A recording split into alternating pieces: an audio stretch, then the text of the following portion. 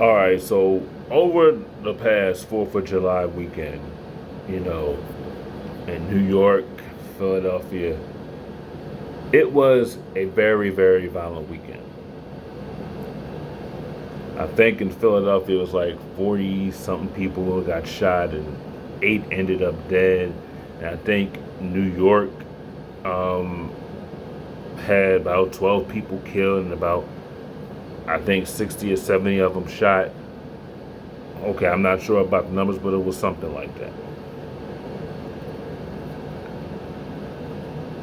And then you had Ricky Smiley getting on the radio. He's devastated that his daughter is fighting for her life because she was shot over the weekend in Atlanta. See, here's the thing. We can sit here, we talk about Black Lives Matter. We can sit here, talk about racism, talk about white supremacy, talk about oppression and things like that. But see, and you have YouTubers out there. You know what? I'm just gonna call them out. You have YouTubers, bigger platforms than mine, like the African Diaspora Channel, Tariq Nasheed, Cynthia G, and some other YouTubers out there. But those are the main ones that are out there. Okay. They don't sit there and talk about it. They won't. And like I said, I have nothing against them. I think they do some great content, and I think they do things and inform people what's going on in the community. But as a big platform, it needs to be a duty for someone to sit there and say, you know what, this is wrong. We need to call this out. When you have a 15-year-old boy shot, a 9-year-old girl shot, you have a father in New York killed in front of his walking his daughter in broad daylight, and we just sit here and we don't talk about it. But this is what we talk about: how much we hate the white man, how much we want to go out there and harm the white man. This is what we do.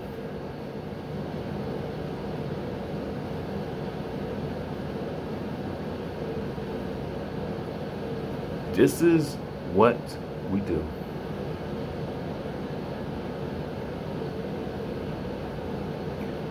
Because it gets views.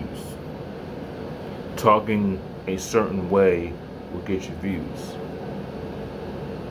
But if you're not telling the truth, if you're calling out things in your own community, then you get labeled a sellout, a Uncle Tom, a coon, whatever. Because and it's a code that you shouldn't talk about people doing wrong in our community. You shouldn't talk about it. If one of our people kills a 9-year-old little girl, we don't. No. You don't talk about that. Sometimes they even get pats on the back for doing that. They get a pat on the back.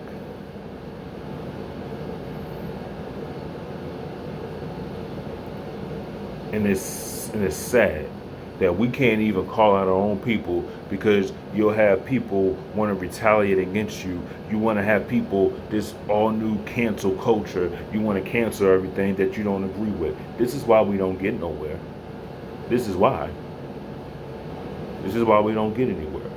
Because every time somebody has a different view on when things going on, first thing, oh, you against black people. Oh, you don't want black people to progress. Oh, you hate black people. Oh, you trying to appease white folks. Let me tell you something about that.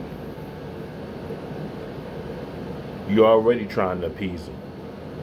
Because you're sitting here saying, well, I'm not going to call out what's going on in our community because I don't want them I don't want them to hear that, and they'll pick up on that and they'll run with it. You already trying to cater to them. Why do you care about what they think?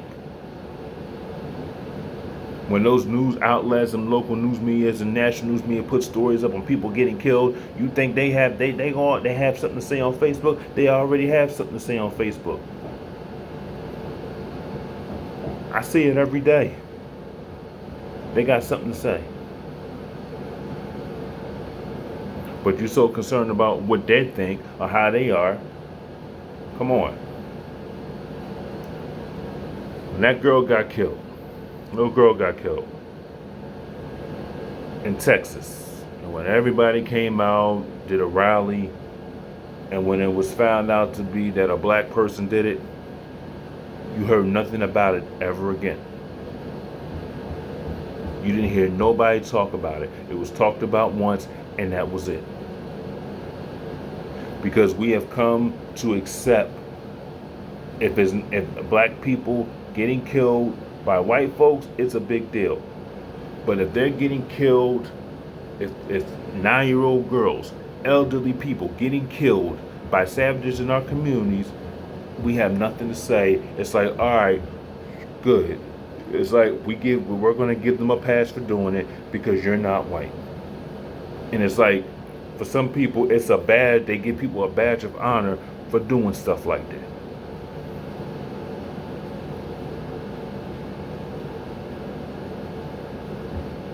But I want to ask you a question to those out there. What if it was your child? What if it was your son, daughter, aunt, uncle, brother, sister that was killed? How would you react? Would you give him a pass? Would you give him a pat on the back? Come on.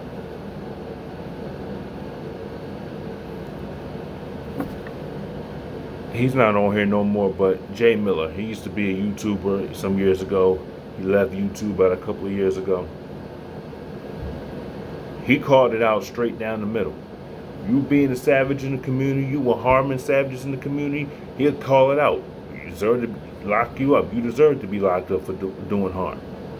But we give those people a pass and we go easy on them. For some reason, we go easy on people like that. Because we don't want to call them out and we don't want them to hold them accountable.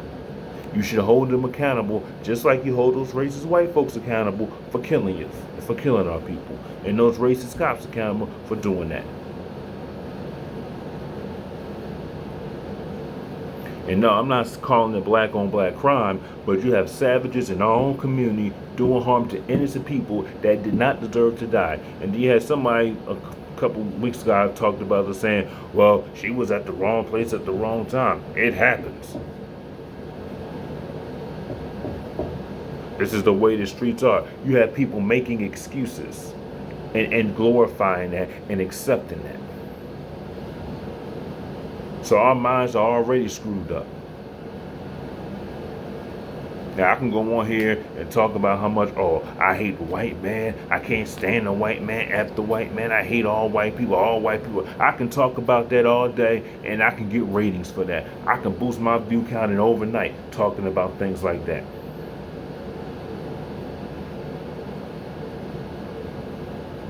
Talk about something that I don't really believe in, but I'm just talking about it to gain views. We have to do a better job, and we have to start holding our people accountable when they're doing wrong and when they're harming other people, because they're not a part of the community. They're not.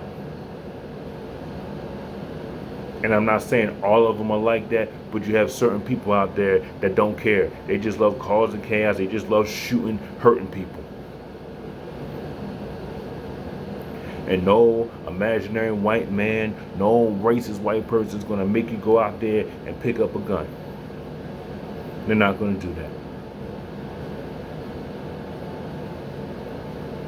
So I just want y'all to understand that we need to start holding our own accountable for when they're doing stuff like that, when they're harming other people.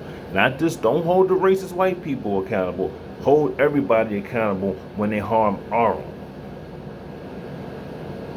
That's all we need to do.